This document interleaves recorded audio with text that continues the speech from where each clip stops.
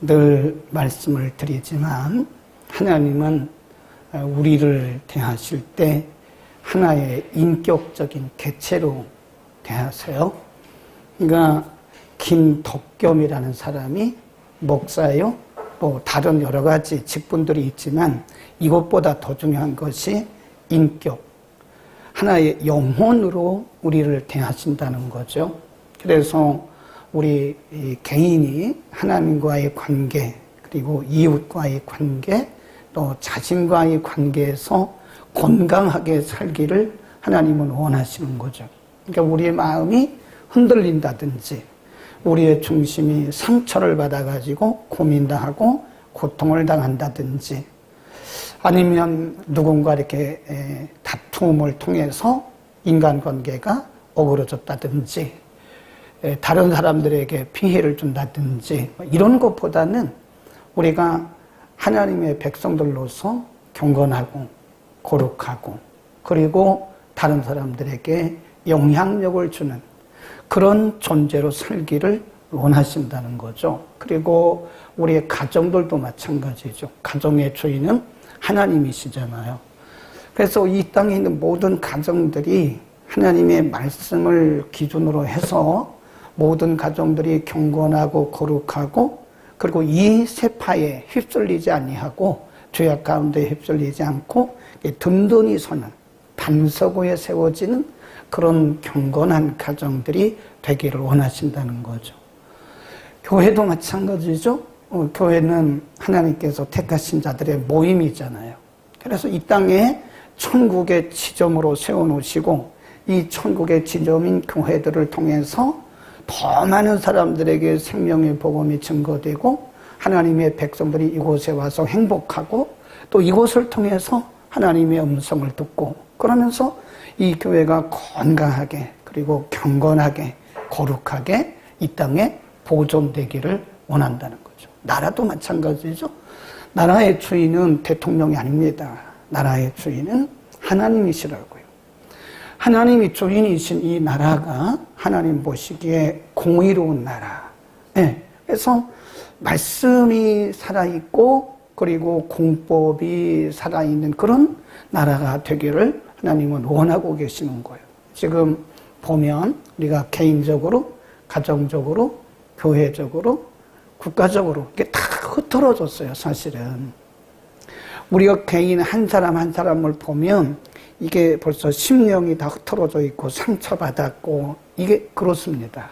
그러니까 이게 일상적인 생활이 다 엉클어진 거예요. 가정도 마찬가지. 가정도 드러나지 않아서 그렇지 이게 다 헝클어졌어요. 남편과 아내, 부모와 자식, 또 자녀들 간에 이게 다 헝클어졌어요. 이 교회도 그렇습니다. 교회도 1000명 이상 모이는 교회 가운데 소송이 안 걸린 교회가 없다 그러잖아요. 우리나라에. 예, 거의 그렇습니다. 안 그런 교회도 많이 있죠. 그런데 많은 교회들이 서로 소송에 걸려 있다. 이거는 어떻게 보면 이 교회가 세상의 빛의 역할을 해야 되는데 빛의 역할을 할 수 없도록 사단의 공격을 받아가지고 교회들이 막 진료로부터 헝클어진 거예요. 이 나라도 마찬가지. 이 국가들도 이렇게 보면 나라가 막 헝클어졌어요. 우리가 요즘에 우리나라를 보면 참 속 터지는 일들이 많습니다. 많은 사람들이 이 나라를 떠나고 싶어하는 그런 분들도 굉장히 많아요. 돈이 없어서 못 떠나는 거지 이민 가는 분들도 꽤 많다고 그래요. 네. 이게 나라냐? 그런 거 보면 하나님께서 우리 개인의 흐트러짐, 가정의 흐트러짐, 교회가 소송 걸리고 하는 이런 흐트러짐, 나라가 흐트러짐, 이런 흐트러짐을 보시고 하나님께서 기뻐하실 리가 없다. 그래서 개인도 가정도 교회도 국가도 이제는 말씀으로 돌아가는 말씀밖에는 없는 거예요. 말씀으로 돌아가서 말씀으로 다시 회복되고 개인이 바로 세워지고 가정이 세워지고 그 다음에 교회가 바로 세워지고 국가가 하나님의 말씀 가운데 세워져야 된다. 그런 의미에서 길게 말씀을 드렸지만 이 잠언의 말씀이 참 중요합니다. 네. 우리가 늘 맨날 듣는 말씀 같지만 그렇지 않아요. 네. 늘 듣는 말씀 같지만 사실은 우리가 잘 묵상해 보면 이 시대에 우리가 반드시 실천해야 할 그런 말씀들이나 그 한 말씀 한 말씀이 얼마나 중요한지 몰라요. 이 잠언의 말씀도 마찬가지. 모든 말씀이 다 그렇지만 이 잠언의 말씀은 우리 개인을 바로 세우고 가정을 바로 세우고 교회를 바로 세우고 나라를 바로 세우는데 정말 중요한 역할을 한다. 1절을 먼저 보겠습니다. 화목한 삶에 대해서 진정한 행복이 무엇이냐. 17장 1절입니다. 시작. 마른 떡 한 조각만 있고도 화목한 것이 육선이 집에 가득하고 다투는 것보다 낫다. 우리 15장도 공부했죠. 한번 읽어보죠. 15장 먹으며 서로 미워하는 것보다 낫다. 같은 말씀이잖아요. 지금 이제 대조를 시키고 있어요. 대조. 어떻게 대조를 시켰냐. 마른 떡 그리고 육선, 화목, 다툼 이렇게 대조를 시켰어요. 마른 떡. 이거는 아까 15장에서 우리가 본 것처럼 아주 값싼 그리고 평민들이 먹는 음식이에요. 그런 값싼 음식을 먹더라도 서로 화목하는 것이 육선, 값비싼 고기, 값비싼 음식을 먹으면서 서로 다투는 것보다 이 가정 얘기하는 거예요. 가정 얘기. 예. 우리가 아주 큰 집에서 멋있는 장식품 놓고 그리고 맛있는 음식을 먹어가면서 가족 간에 서로 다투는 거예요. 이것보다는 차라리 처가집에 살아도 멋있는 장식품이 없어도 값비싼 그런 음식이 없어도 가족 간에 화목하고 사랑하는 삶이 훨씬 낫다. 하나님이 보시기엔 그게 훨씬 나은 거예요. 그러니까 여기서 말씀하는 게 뭐냐면 진정한 행복은 조건이 아니다. 거기다 써놓으세요. 진정한 행복이라고 하는 것은 조건이 아니고 뭐라고요? 관계입니다. 관계. 진정한 행복은 조건에서 오는 것이 아니라 관계로부터 오는 것이다. 그러니까 이 관계를 잘못하면 사실 우리는 아무리 좋은 옷을 입고 좋은 음식 먹고 좋은 아파트에 살아도 사실은 행복할 수가 없는 거죠. 이 관계. 그러니까 진정한 행복은 조건이 아니다. 그리고 뭐라고요? 관계다. 네. 서로 가족 간에 사랑하면 그게 진정한 행복인 거예요. 네. 아주 값싼 음식을 먹으면서 가족 간에 서로 사랑하면 그게 진정한 행복이고 그게 진정한 인간의 삶이라는 거죠. 우리가 찬송가에 보면 그런 거 있잖아요. 초막이나 궁궐이나 그 어디나 내 주 예수 모신 곳이 하늘나라. 그러잖아요. 그게 하나님 나라 아니겠어요? 가정은 하나의 천국과 같은 곳이 돼야 된다고요. 가정과 교회는 원래 같은 거예요. 가정 같은 교회, 교회 같은 가정. 네. 이 교회와 가정이 이분화되면 안 되는 거죠. 네. 그래서 우리는 진정한 행복이라고 하는 것이 어떤 조건에서 오는 것이 아니라 관계에서 오는 것이다. 그 관계를 아름답게 하는 것은 사랑이다. 사랑. 화목이라는 거예요. 화목. 아멘.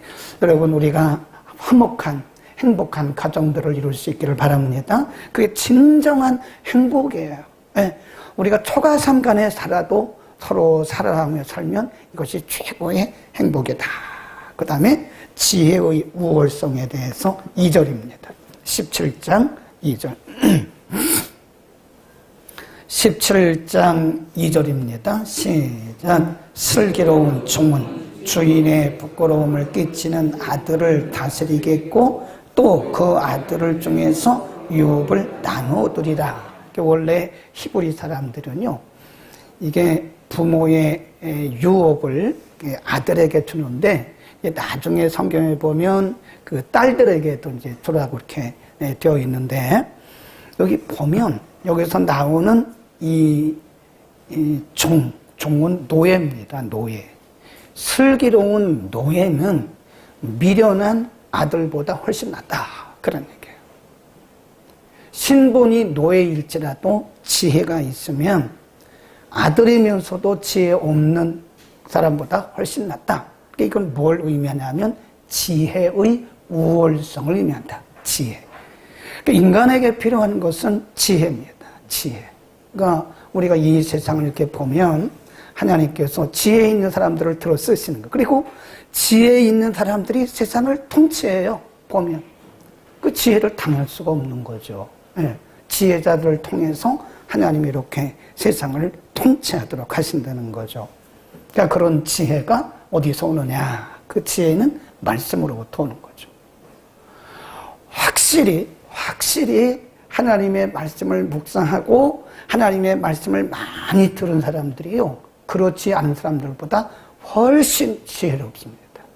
확실히 그렇습니다. 확실히. 이 말씀이 살았고 운동력 있는 하나님의 능력이기도 하지만 우리 삶의 지혜와 분별력을 줘요.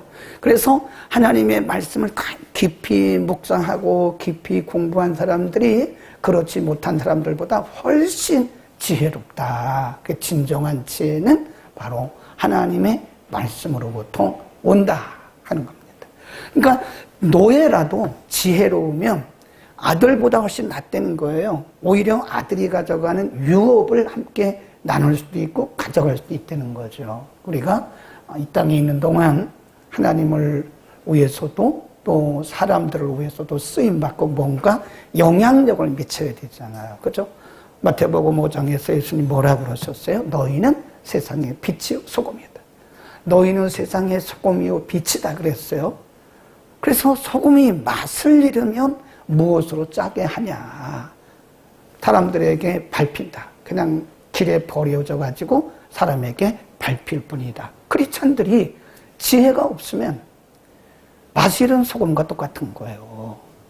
그런 지혜는 바로 말씀을 통해서, 기도를 통해서 하늘로부터, 하나님께로부터 우리에게 공급해 주시는 하나님으로부터 받는 거죠. 네, 확실히 드립니다.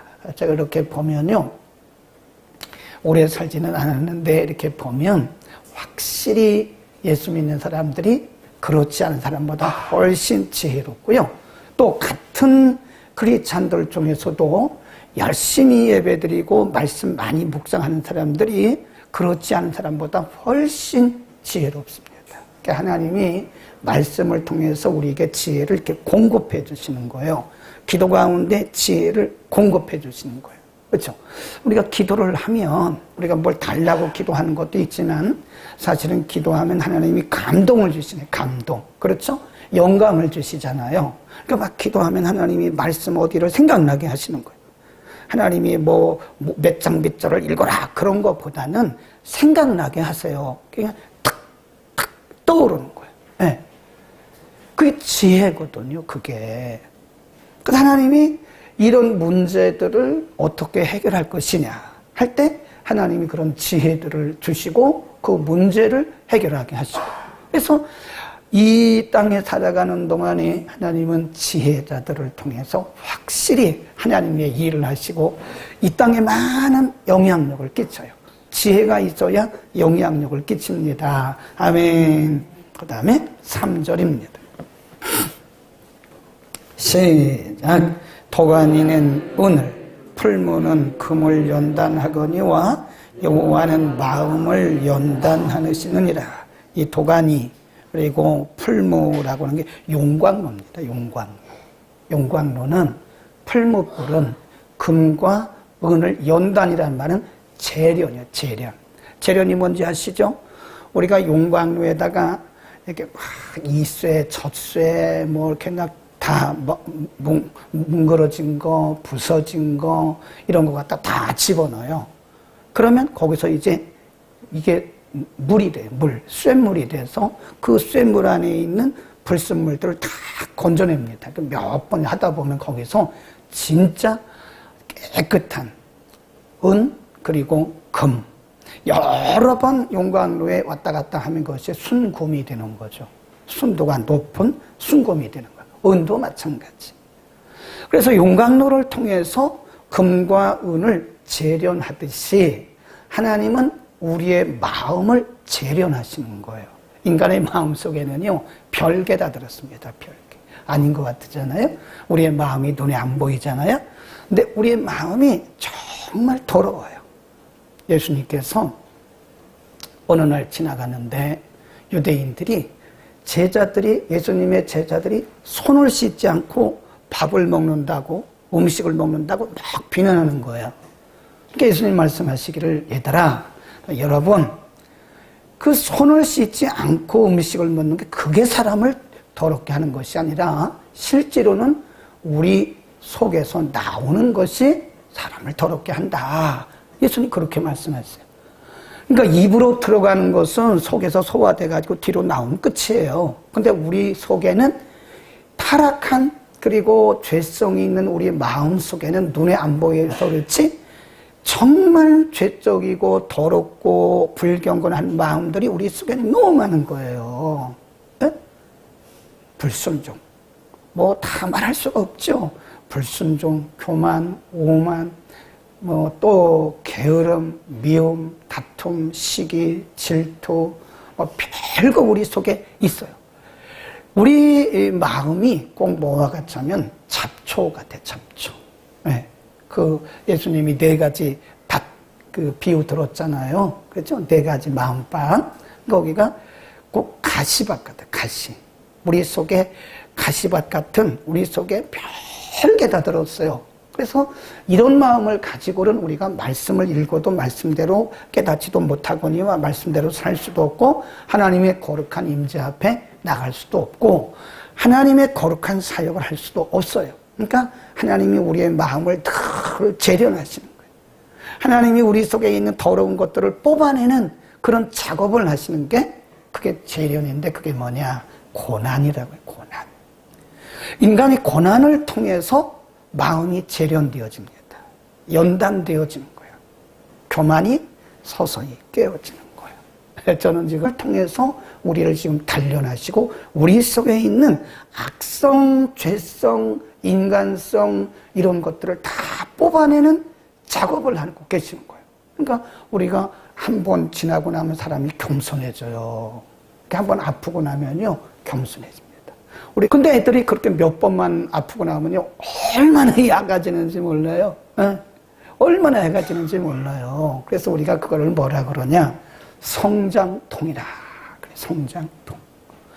하나님이 우리의 신앙을 한 단계 이렇게 높이시는데요. 믿음의 성장통이 거기 있습니다. 믿음의 성장통. 그래서 그 아픔을 통해서 우리의 교만이 깨어져요. 그 아픔을 통해서 내 힘으로, 내 능력으로 하려고 했던 그런 자만한 것들이 깨어져요. 하나님 앞에 맡기는 그런 믿음으로, 순전한 믿음으로 바뀌어가는 거예요. 그러니까 여기서 우리는 잘 기억해야 됩니다. 은과 금은 풀무나 용광로로 재련하지만 우리의 마음은 하나님이 하신다. 근데 하나님께서 쓰시는 방법이 아픔이라고 하는 방법을 통해서 하시는 거다. 아멘. 그러니까 보면 많은 분들이 이렇게 굉장히 교만했던 분들이 있는데요. 한번 하나님께서 내리시는 그 성장통에 그거를 기간을 딱 지나고 나니까 사람이 정말 겸손해지더라고요. 그렇게 겸손해질 수가 없어요. 하나님 앞에도 겸손하고 사람에게도 겸손하고 그렇더라니까요. 하나님께서 우리의 마음을 재련하시는 거예요. 재련. 이 재련이라고 하는 뜻은요. 히브리 말로 빠한이라고 하는 빠한. 빠한. 거기 보면 인간의 마음을 단련한다고 그랬잖아요. 근데 그 단련이라고 하는 그 단어가 재련이라고 하는 뜻인데 빠한이라고 하는 히브리어인데 그게 뭐냐면 프로브란 말은 증명한다는 뜻이에요. 증명. 하나님의 자녀됨을 증명하는 거예요. 우리의 믿음을 증명하기 위해서 하나님이 그런 고난을 우리에게 주시는 겁니다. 그러니까 고난이 나쁜 게 아닙니다. 우리가 육신적으로 힘들고 괴롭고 때로는 창피하고 그럴 거예요. 근데 창피하게 하지 마세요. 창피하다고 생각하지 마세요. 네. 그럴 수 있다는 거예요. 다 하나님이 그래서 우리 속에 있는 그런 악성, 죄성, 인간성 이런 것들을 다 하나씩 뽑아내서 정말 경건하고 거룩하고 하나님 보시기도 좋고 사람 보기도 좋은 그런 사람으로 만들어가는 거예요. 네. 지금 망치로 막 두들겨서 그 풀무불 속에 넣었다가 빼가지고 망치로 막 두들기고 또 풀무불 속에 집어넣고 망치로 막 두들기듯이 이렇게 하나님께서 막 두들기셔가지고 이분을 또 재련하시는구나 그런 생각을 해요. 그래서 우리가 이제 그런 소문을 들을 때는요, 우리가 막 소곤소곤 그러면 안 돼요. 저분을 향하신 하나님의 또 다른 계획이, 저분을 지금 하나님께서 단련하시는구나 라고 우리가 생각을 해야 된다. 아멘. 그 다음에 5절입니다. 17장 5절. 시작. 가난한 자를 조롱하는 자는 이를 지으신 주를 멸시하는 자요, 사람의 재앙을 기뻐하는 자는 형벌을 면치 못할 것이다. 사람이 잘못되는 것을 기뻐하는 사람은 반드시 형벌 받는다는 거예요. 우리 지난주에도 공부했잖아요. 로마서에 보면 우는 자들과 함께 울어야 되고 웃는 자들과 함께 웃어야 돼, 기뻐해야 되는데 은근히 우리나라 사람들은 남이 안 되는 거를 좋아한다고요. 안 되는 거를. 이상하게 남이 안 되는 거를 좋아하고, 예수 믿는 사람들도 구역예배 끝나고 나서 꼭 그런 안 좋은 얘기들만 한다고. 안 좋은 얘기만 해요. 그런 사람들은 뭘 받는데요? 형벌을 받는데요. 남이 안 되는 것을 좋아하고 남이 안 되는 것을 박수치는 사람들은 하나님께서 형벌을 내리십니다. 그러니까 우리는 박수 쳐줘야 돼요. 잘하라고 박수 쳐주고 용기 줘야지, 잘 되는 거를 보고 막 마음 아파가지고 그러고 절대 그럴 리가 없을 거라고 막 그러면은 안 되는 거예요. 오해해 보세요. 가난한 자를 조롱하는 자는 그를 지으신 주를 멸시한 거다. 14장 31절도 한번 보세요.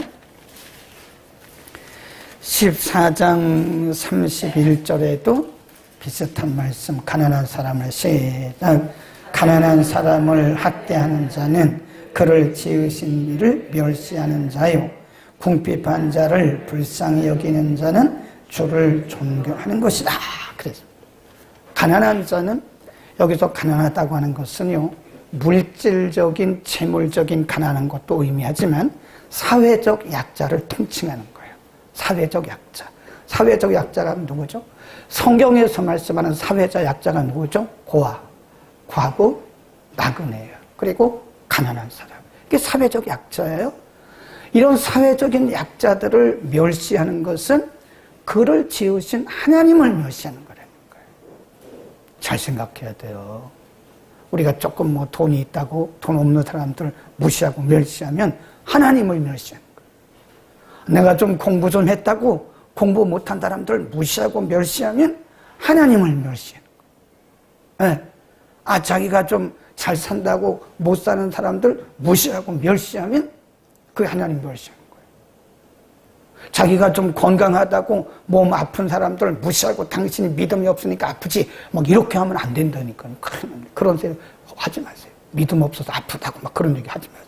기도 안 해서 아프다고, 당신 죄 때문에 아픈 거라, 그런 얘기 절대 하지 마세요. 큰일 납니다. 그런 얘기 하면 어쩌면 그런 얘기 한 사람이 그런 일을 당할 수 있어요. 큰일 나요. 그러니까 사회적 약자를 성경은 돌보라고 말씀했어요. 그렇죠. 우리가 맥주절을 지킬 때도 사회적 약자들 다 초청해야 돼요. 유월절을 지킬 때도 사회적인 약자들 다 초청해야 돼요. 수장절을 지킬 때도 사회적인 약자들 다 초청해야 돼요. 그러니까 하나님이 이스라엘 백성들에게 모든 절기를 지킬 때는 레위인, 땅이 없잖아요. 약자예요. 고아, 과부, 나그네, 가난한 자, 이런 사람들을 초청해서 함께 기뻐하라고 말씀했어요. 그러니까 이들을 제외하는 것은 하나님 받지 않으신다는 거죠. 그래서 하나님이 우리에게 돌보라는 거예요. 하나님은 우리에게 많은 것을 주시고 또 우리가 다른 사람보다 조금 공부를 더 했으면 그걸 가지고 사람들을 무시하는 데 쓰지 말고 그들에게 뭔가 영향력을 끼쳐서, 하나님은 우리가 이렇게 밸런스를 이루는 것을 원하세요. 이렇게 균형을 이루는 걸 원하시지? 아니, 우리가 자녀들을 키워봐도 알잖아요. 그렇죠? 네, 대개 둘 아니면 셋이잖아요. 근데 자녀들이 고르게 잘 살아야 부모가 마음 편해요.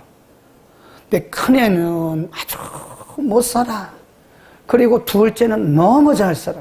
근데 큰애가 이렇게 못 사는데도 둘째가 도와주지를 않아요. 그럼 그걸 보는 부모의 마음이 찢어지는 거예요. 찢어져. 부모의 마음은 차라리 이 둘이 균형을 이루어서 비슷하게 사는 거를 하나님 원하신다는 거예요. 부모도 원하고 하나님도 원하시고. 그러니까 하나님 마음이나 우리 부모 마음이나 똑같은 거예요.